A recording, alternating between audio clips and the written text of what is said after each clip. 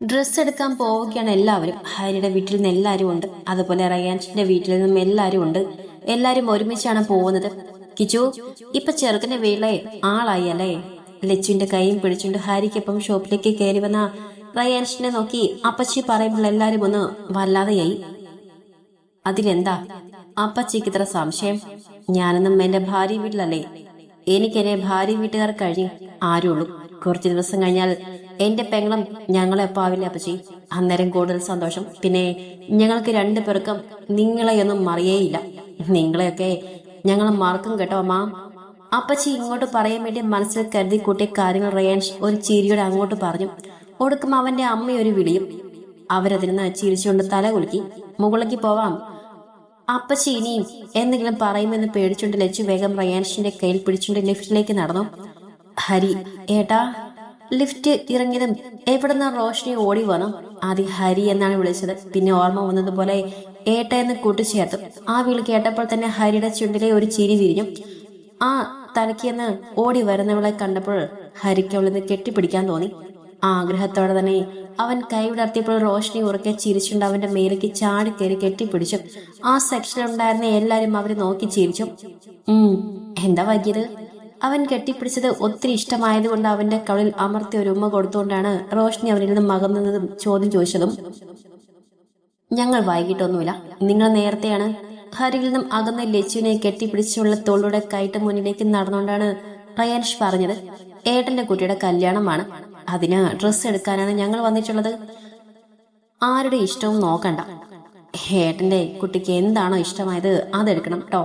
ഒന്നിനും ഒരു കുറവും വിചാരിക്കണ്ട. റയാൻഷ് അവളെ ചേർത്ത് പിടിച്ചുകൊണ്ട് പറയുമ്പോൾ അവന്റെ കണ്ണുകൾ മുന്നിൽ പോകുന്ന ഹരിയിലും ലച്ചുവിലും പതിഞ്ഞു. ഇതിനിടയ്ക്ക് അവന്റെ കയ്യിൽ കോർത്ത് പിടിച്ച ലച്ചുവിന്റെ എപ്പോഴാണ് അയഞ്ഞെന്ന് ഓർക്കുമായിരുന്നു അവൻ. അത് പിന്നെ പറയണം, ഞാൻ എന്റെ ഇഷ്ടം മാത്രമേ നോക്കൂ, പിന്നെ ഹരിയുടെ ഇഷ്ടവും. റോഷ്നി ഒരു കള്ളച്ചിരിയോടെ പറയുമ്പോൾ അവന്റെ ചുണ്ടിലും മുന്നിൽ പോകുന്ന രണ്ടാളുടെ ചുണ്ടിലും ഒരു ചിരി തിരിഞ്ഞു. ആദ്യം കുഞ്ഞിക്കുള്ളത് നോക്കാലേ, എല്ലാരും ഇവിടെ നിൽക്കണം എന്നൊന്നുമില്ല. നിങ്ങൾക്കുള്ളത് പോയി നോക്കിക്കോ, സമയം കളയണ്ടല്ലോ. സുഭദ്ര എല്ലാരെയും നോക്കി പറഞ്ഞിട്ട് റോഷ്നിക്കുള്ള സാരി നോക്കാൻ കയറി. റെഡ് മതിയോ? ഹരി റോഷ്നിയുടെ അടുത്തേക്ക് നിന്ന് മൊത്തത്തിൽ നോക്കിക്കൊണ്ട് ചോദിച്ചു. റെഡ് എല്ലാരും മുടുക്കുന്നതല്ലേ, എനിക്ക് റെഡ് വേണ്ട, എനിക്ക് വേറെ കളർ മതി. ഗോൾഡൻ കളർ അല്ലെങ്കിൽ ഡാർക്ക് പിങ്ക് കളർ, അങ്ങനെയൊക്കെ. അതാ കൂടുതൽ ഭംഗിയുണ്ടാവുക. അതും എല്ലാരും മുടുക്കുന്ന നിറമല്ലേ. ആരും മുടുക്കാത്ത നിറമാണെങ്കിൽ കാപ്പിയോ കറുപ്പോ നീലിയോ അങ്ങനെയൊക്കെ നോക്കാം. ഹരി റോഷ്നി ഒന്നാക്കിക്കൊണ്ട് പറയുമ്പോൾ റോഷ്നി അവരെ നേരെ കണ്ണുകൂട്ടി. അവസാനം കുറച്ച് നേരത്തെ വഴക്കിടിലും ചർച്ചയ്ക്ക് ശേഷം രണ്ടുപേരും കൂടെ ഒരു സ്വർണ്ണ നിറത്തിലുള്ള സാരി ഉറപ്പിച്ചു. അധികം മാർഭാടമൊന്നുമില്ലാത്ത കാണാൻ നല്ല ഭംഗിയുള്ള ഒരു സാരി എല്ലാവർക്കും ഇഷ്ടമായി. ഈ റെഡ് കളർ മതി, ഇത് ലച്ചുവിന് നന്നായിട്ട് ചേരും. റയാൻഷും ലച്ചുവും കൂടെ സാരി എടുക്കുമ്പോഴാണ് ഹരിയുടെ വരവ്. മുന്നിൽ നിറത്തിട്ട സാരിയിൽ നിന്ന് ഒരു റെഡ് സാരി വലിച്ചെടുത്ത് ലച്ചുവിന് ദേഹത്തേക്ക് വെച്ചു കൊടുത്തുകൊണ്ടാണ് അവൻ പറയുന്നത്. ലച്ചു ചീരിയോടെ ആ സാരി ശരീരത്തിലേക്ക് ചേർത്ത് വെച്ച് മിററിലേക്ക് നോക്കി. നന്നായിട്ടുണ്ടല്ലേ? ലച്ചു ആ ചിരിയോടെ തന്നെ റയാൻഷിന്റെ മുഖത്തേക്ക് നോക്കി. പറ്റിയിട്ടില്ല, ഒരു തെളിച്ചം ആ മുഖത്തില്ല. ഇത് പറ്റിയില്ലെങ്കിൽ നമുക്ക് അതെടുക്കാം. ഇതാകുമ്പോ അതിൻ്റെ അത്ര കനം വരില്ല. ഈ സമയത്ത് അധികം വെയിറ്റ് ഇല്ലാത്തതാണ് നല്ലത്. അതും പറഞ്ഞിട്ട് ഹരി വേറെ ഒരു ചുവന്ന സാരി ലച്ചുവിന്റെ ശരീരത്തിലേക്ക് ചേർത്ത് വെച്ചു. ലച്ചുവിന് ഇതിനു മുൻപും കുറെ സാരികൾ വാങ്ങിച്ചും തിരഞ്ഞും ശീലമുള്ളത് കൊണ്ട് അവൻ അതൊരു ബുദ്ധിമുട്ടല്ല. പക്ഷെ ഇതൊന്നും ശീലമില്ലാത്ത ഒരു അളിയൻ തൊട്ടടുത്ത് നിൽക്കുന്നുണ്ട്. അവനൊരു കളർ കണ്ട് ഇഷ്ടപ്പെട്ടാൽ അതെടുക്കും എന്നതിനപ്പുറത്തേക്ക് ഒരു കുന്തവും അവൻ അറിയില്ല. നീ കുഞ്ഞിക്ക് സാരി നോക്കിയാൽ മതി, അതിൽ അഭിപ്രായം പറയാൻ ഞാൻ വരുന്നില്ലല്ലോ.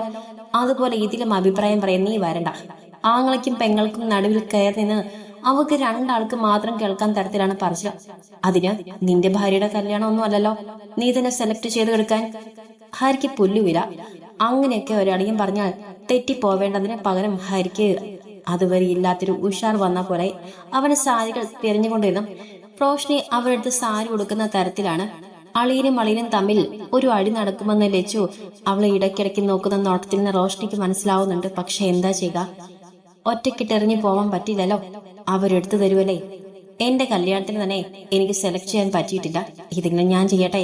ഹരിയുടെ ഷട്ടിൽ കോൾ പിടിച്ച് പിന്നിലേക്ക് വലിച്ചുകൊണ്ടാണ് റയാൻഷ് അത് പറഞ്ഞത്. ലച്ചു ആണെങ്കിൽ മങ്ങിയതുപോലെ ഒരു നിൽപ്പ് നിൽക്കുകയാണ്, വരേണ്ടിയിരുന്നില്ലെന്ന പോലെ. അതിനാര് പറഞ്ഞു നിന്റെ കല്യാണത്തിന് സെലക്ട് ചെയ്യാതിരിക്കാൻ? നീ വരാത്തത് കൊണ്ടല്ലേ ഞാൻ സെലക്ട് ചെയ്തത്. ഹരി ചോടിയോടെ ചോദിച്ചു. ഇതുപോലെ നല്ല നല്ല നിമിഷങ്ങൾ അവൻ മനഃപൂർവ്വം കളഞ്ഞതല്ലേ? റയാൻഷ് ഒന്നും മിണ്ടിയില്ല. ഓഫീസിലെ ഓരോ കാര്യങ്ങൾക്ക് വേണ്ടി ഓടി ഓടി നടക്കുന്ന ഇടയിലാണ് കല്യാണത്തിന് ഡ്രസ്സ് എടുക്കാൻ വരാൻ ദേവേന്ദ്രൻ പറയുന്നത്. വരാൻ പറ്റിയില്ല. എന്നിട്ടും അമ്മയുടെ ഫോണിൽ വീഡിയോ കോൾ വിളിച്ച് ഒരു സാരി സെലക്ട് ചെയ്തോ.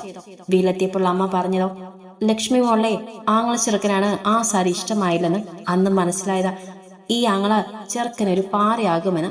കിച്ചുവേട്ടാ, ലക്ഷ്യ തട്ടി ഉടിച്ചതും റയാൻഷ് ചുറ്റുമൊന്ന് നോക്കി. ഏത് സാരിയെ വേണ്ട പറ. ഗോൾഡൻ നിറം തന്നെ എടുത്താലോ? നമുക്ക് 4 പേർക്കും ഒരേ നിറം. അവിടെ അത്ര വേണ്ട, എന്നാലും ചെറുതായിട്ട്. ലച്ചു അവളുടെ ആഗ്രഹം പറയുമ്പോൾ റയാൻഷ് സമ്മതിച്ചു കൊടുത്തു. ഹരിയെ നോക്കുമ്പോൾ അവൻ കുഞ്ഞിന്റെ അടുത്തുനിന്ന് എന്തോ പറഞ്ഞ് ചിരിക്കുന്നുണ്ട്. എപ്പോഴാ അങ്ങോട്ട് പോയത്? ഇത് മതി. ലച്ചുവിനെ റയാൻഷ് തന്നെ സെലക്ട് ചെയ്തു. അങ്ങനെ ഒറ്റ ദിവസം കൊണ്ട് മുഴുവനായി. ഒന്നും കഴിഞ്ഞില്ലെങ്കിലും പകുതികളും കഴിഞ്ഞിട്ട് രാത്രി വളരെ വൈകി എല്ലാവരും വീട്ടിലേക്ക് തിരിച്ചെത്തി. താലി എടുക്കാൻ നീ കുഞ്ഞുങ്ങളെ പോയാൽ മതി. നാളെയും സ്ത്രീയെ കൊണ്ട് ഇങ്ങനെ നടക്കാൻ പറ്റില്ല. ഇന്നത്തെ ആകെ അവൾ ക്ഷീണിച്ചു. സെറ്റിയിലേക്ക് ചുരുണ്ട് കിടക്കുന്ന കയ്യിൽ കോരി എടുത്തുകൊണ്ടാണ് പറഞ്ഞത്. ഹരി അതിന് മുടക്കമൊന്നും പറഞ്ഞില്ല. കാരണം ലച്ചുവിന്റെ അവസ്ഥ ഇങ്ങനെ ആയതുകൊണ്ട് തന്നെ. അങ്ങനെ പിറ്റേന്ന് ഹരിയും റോഷനിയും കൂടെ താലി വാങ്ങിക്കാനിറങ്ങി. പിറ്റേന്ന് ഒഴിവ് ദിവസമായിരുന്നു. എല്ലാരും വീട്ടിലുള്ള ദിവസം. റയാൻഷ് രാവിലെ എഴുന്നേറ്റ് കുളിയൊക്കെ കഴിഞ്ഞ് താഴേക്ക് ഇറങ്ങി വരുമ്പോൾ ഹരിയും അവന്റെ വല്യച്ഛന്മാരുമൊക്കെ ഹാളിൽ നിന്ന് സംസാരിക്കുന്നുണ്ട്. അവരൊക്കെ അവനെ കണ്ടതുകൊണ്ട് മാത്രം അവൻ മുകളിലേക്ക് തിരിച്ചു പോവാതെ താഴേക്ക് തന്നെ സ്റ്റെപ്പ് ഇറങ്ങി.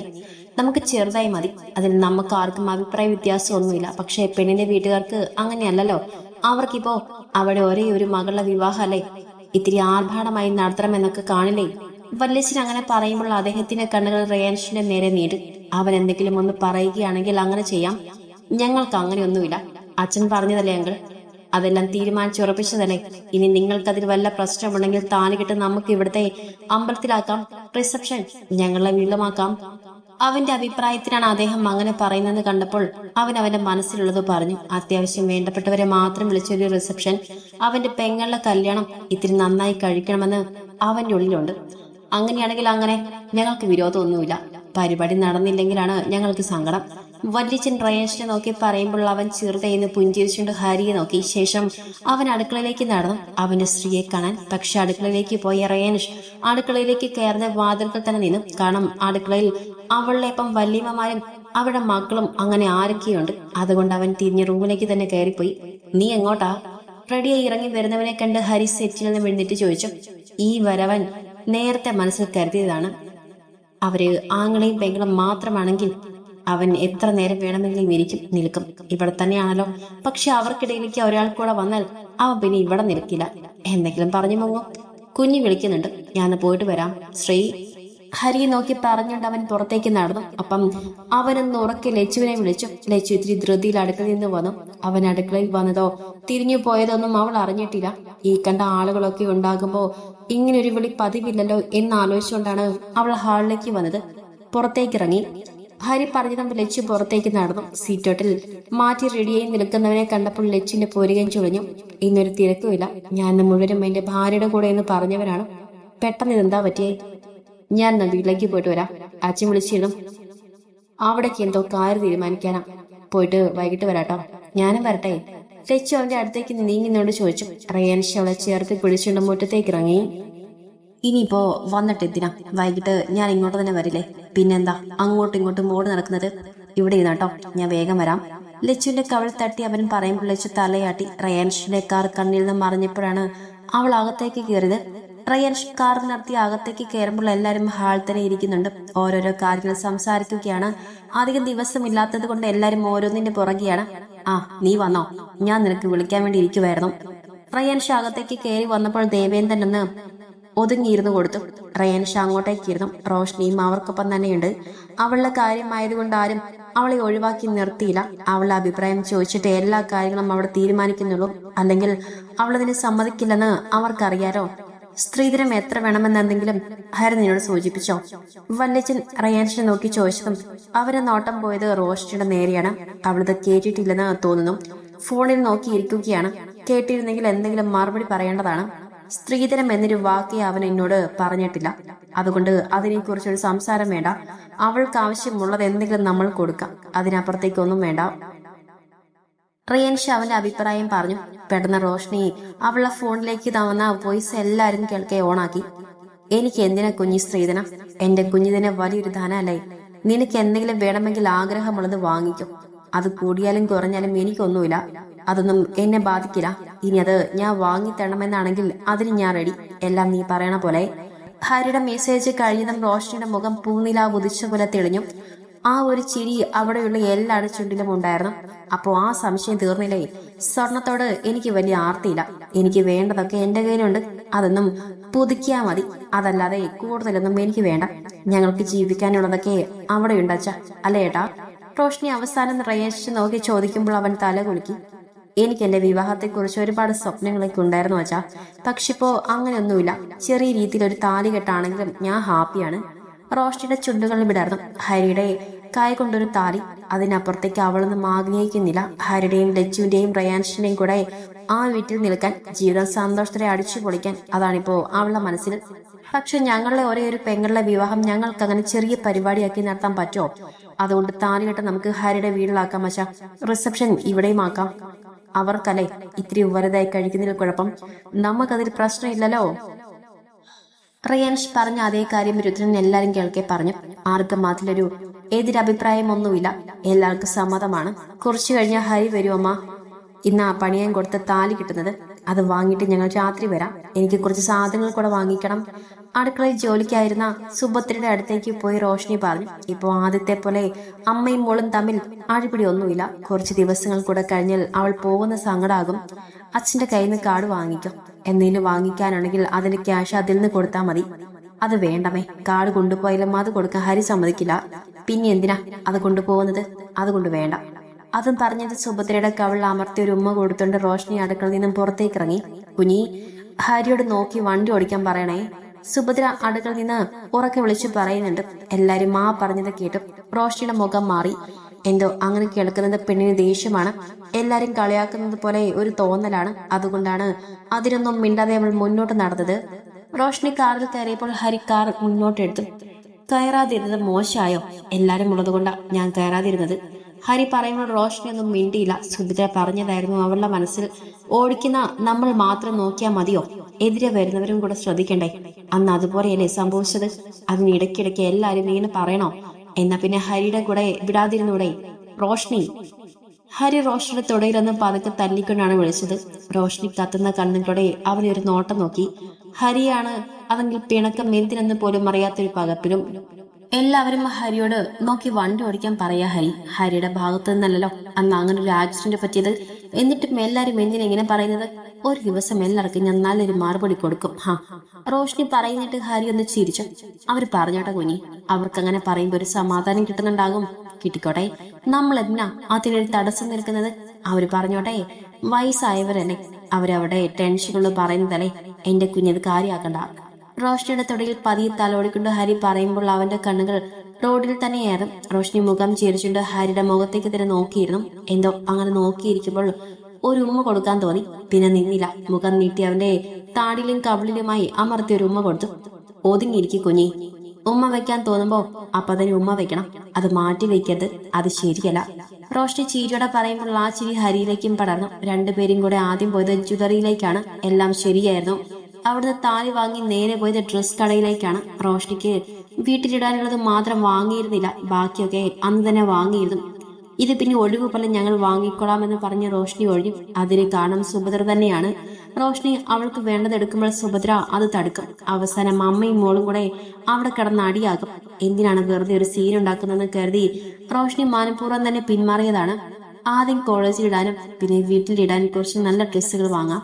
പിന്നെയോ കാർ നിർത്തി ഷോപ്പിലേക്ക് കയറി പോകുന്നതിനിടയിലാണ് ഹരി പറയുന്നത്. ഒരു ചെറുചീടർ റോഷ്നി അവന്റെ കയ്യിൽ ചുറ്റിപ്പിടിച്ചുകൊണ്ട് തിരിച്ചു ചോദിച്ചു. ഹരിയുടെ ചുണ്ടിൽ ഭംഗിയുള്ള ഒരു ചിരി വിരിഞ്ഞു. ബാക്കി നമ്മുടെ റൂമിലിടാൻ, നമ്മൾ മാത്രമാകുമ്പോൾ ഇടാൻ, എനിക്ക് മാത്രം കാണാൻ വേണ്ടി.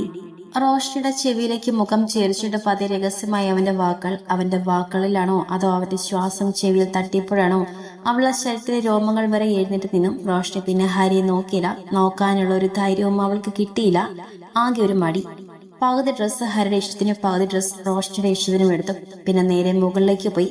രാത്രി ഇടാൻ കുറച്ച് നൈറ്റി വാങ്ങിക്കാൻ. നിനക്ക് ലൈറ്റ് കളർ മതിയെന്ന് പറഞ്ഞിരുന്നില്ലേ?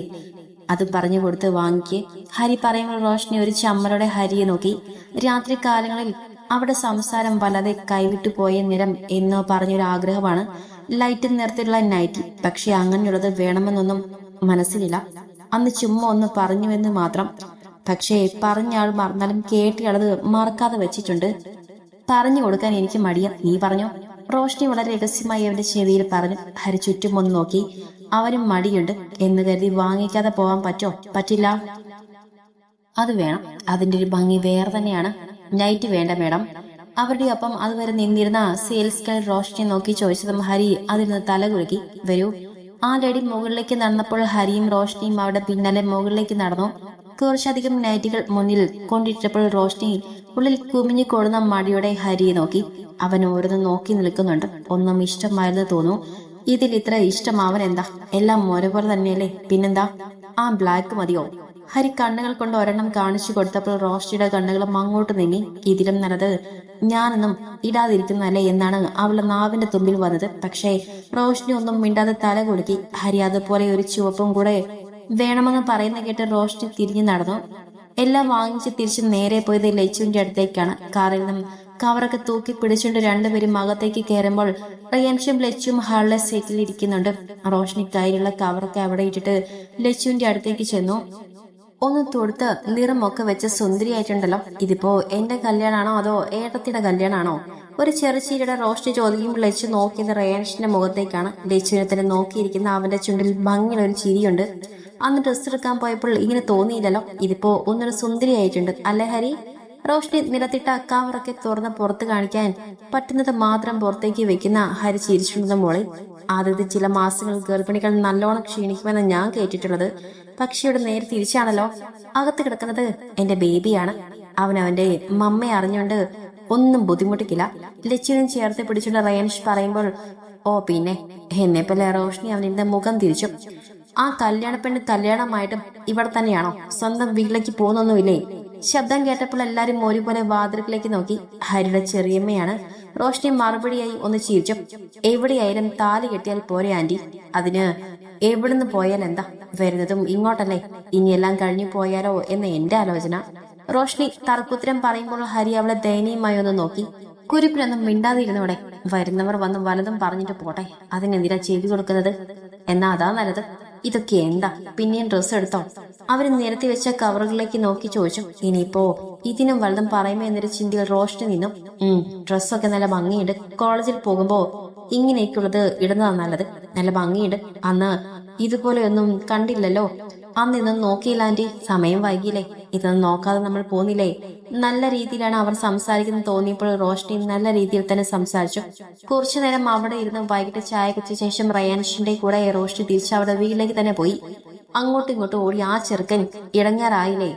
റോഷ്നിയും റയാൻഷും പോയതും അവരുടെ കാർ പോയ വഴി നോക്കി നിൽക്കുന്ന ലച്ചുവിനെ നോക്കി ചെറിയമ്മ പറഞ്ഞു. ലച്ചു ഒന്നും മൂളി. കല്യാണം കഴിയുവോളം അവിടെ നിന്നോ പറഞ്ഞാൽ കേൾക്കില്ല. എത്ര നേരം വൈകലും ഓടി വരും. നീലാതെ ഉറക്കം വരുന്ന പറയും.